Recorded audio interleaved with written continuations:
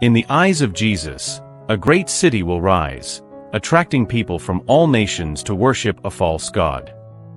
This warning is found in the book of Revelation, where a woman represents a city that insults the true God.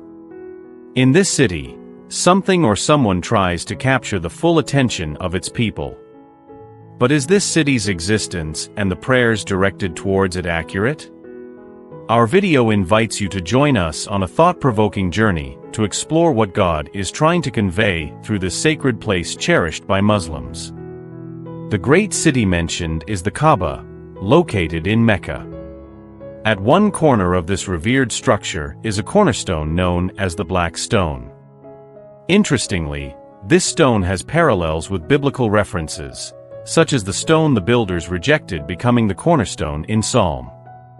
However, Satan tries to mimic Christ by positioning the black stone as a cornerstone in the Kaaba. This revelation is significant, highlighting what Jesus alone knows is hidden within those sacred walls. According to Jesus, the Quran's Allah is actually restrained within the black stone of the Kaaba. In the prophetic revelations shared by Jesus in the book of Revelation, he reveals the emergence of a false prophet, Muhammad. Revelation 13 verse 14 predicts this false prophet will establish an image, a deceptive representation of a beast, leading the people of the earth astray. They are not only deceived, but also commanded to worship this image, paying homage to the beast. The cryptic image holds profound symbolism. The mention of a sword wound in Revelation connects to the sharp sword from the mouth of Jesus Christ, symbolizing divine judgment and authority. Revelation 17 reveals that the beast, existing in the past, then vanishing, is destined to reappear before ultimately meeting its end.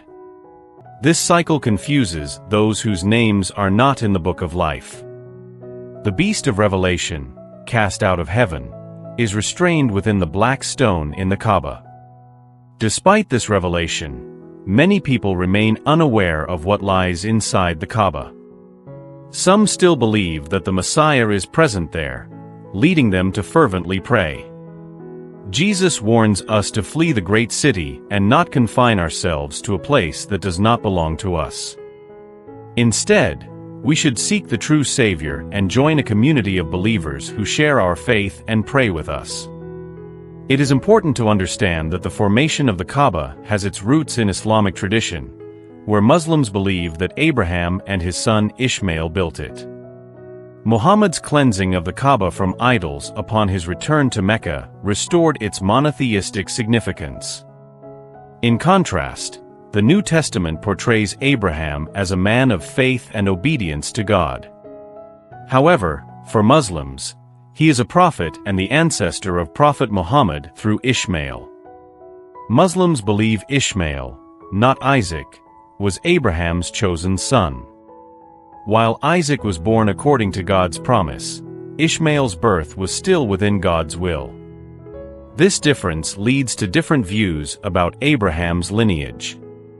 Jesus, in his teachings, criticizes religious leaders for focusing on outward appearances while neglecting inner character.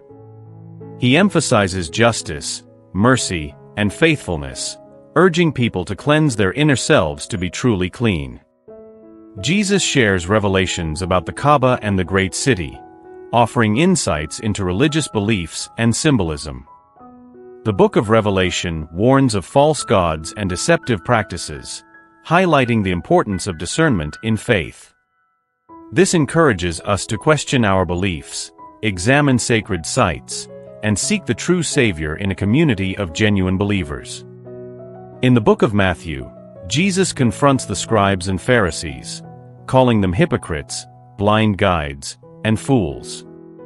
He uses strong language to reveal their true nature and shows divine wrath towards those who distort the truth.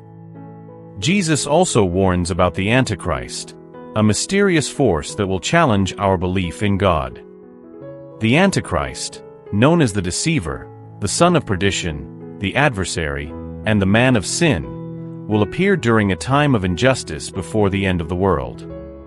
He will deceive many with false miracles and teachings, initially claiming to be Jesus, but later proclaiming himself as God.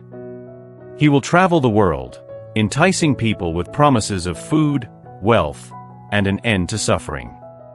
God will allow him to perform miracles as a test to humanity. However, despite these apparent powers, the Antichrist will not be able to heal his own deformity. He will fight against those who refuse to believe in him.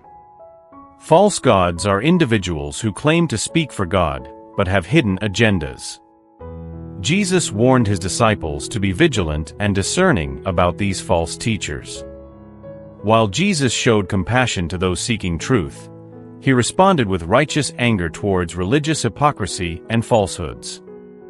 God provides signs about the Antichrist to keep people alert, but it's important to focus on God and maintain steadfast faith.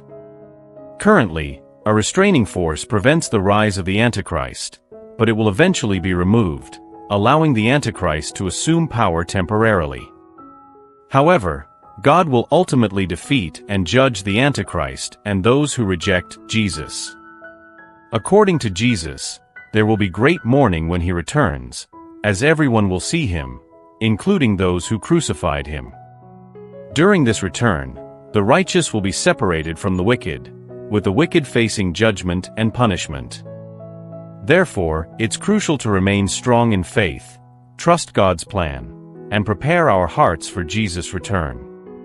Throughout history, false gods have exploited people's desires to hear what they want to hear. These impostors claim to speak for God, but are driven by personal gain. They mislead and manipulate people, steering them away from God's true path. This issue was present even in ancient Israel, where false prophets sold their services to kings and leaders, leading God's people astray for their own benefit. Jesus exposes the unrighteous actions of false gods and their followers. He warns us about the rise of the Antichrist and urges us to remain vigilant and discerning of God's signs. Instead of being consumed by fear or constantly seeking signs, we should focus on God, trust in his plan, and prepare our hearts for Jesus' return. False gods and their deceptive teachings have always been a threat, but by staying rooted in the truth, we can navigate their deceit and stay faithful to God's teachings. In the Old Testament, unscrupulous leaders used false gods to deceive and lead Israel astray. God dedicated a significant portion of the Old Testament to calling out these dangerous gods. Here are some of the sins that God accuses them of. 1. Whitewashing ** false gods would cover up the truth about Israel's sins with comforting lies, appealing to people who wanted to feel close to God without hearing challenging truths. This is seen in the book of Ezekiel. 2. Lying prophets * false prophets lied to Israel, often believing their own lies were from God. 3. False claims * God did not tolerate prophets attributing false things to him. 4. Opposition to true prophets * false prophets opposed those who genuinely spoke for God, becoming more popular due to their feel-good messages. The simplest way to tell a false god from the true God is by looking at goodness. Anything that isn't good doesn't come from God. A false god is something people worship and idolize, even though it doesn't bring good. It might seem good at first, but it leads to harm in the end. When people give up making decisions that help themselves, others, and the world, they're worshiping a false god. Everyone has control over their lives, guided by God's Spirit within them, which provides everything needed to live well. False gods lurk when insecurities, anxieties, and fears control our thoughts and actions. They're present when we ignore tough truths, accept lies, or face challenges without understanding. Whenever we try fully understanding God's mystery, we end up creating a false god, as God's greatness goes beyond our grasp. The teachings of the Hebrew God, Jesus' messages, and early church teachings all warn against idolatry. Recognizing false gods means knowing that anything can become one. Humility, honesty, perseverance, and facing life's challenges help us resist false gods. Once we see signs of false gods, it's crucial to protect ourselves. False messiahs and prophets will appear, doing tricks to fool even the faithful. To guard our hearts, we should read the Bible and listen to those who teach from it. Being part of a community of believers helps, offering support and encouragement. Spiritual practices like prayer, fasting, and worship help us connect with Jesus and grow personally. With strong faith, it's harder for others to lead us astray. Though people may try to trick us, staying close to Jesus keeps us safe. As God's people, it's our job to defend our faith and protect those who are vulnerable. Jesus showed us that telling the truth isn't always popular, but it honors God and saves others from bad beliefs.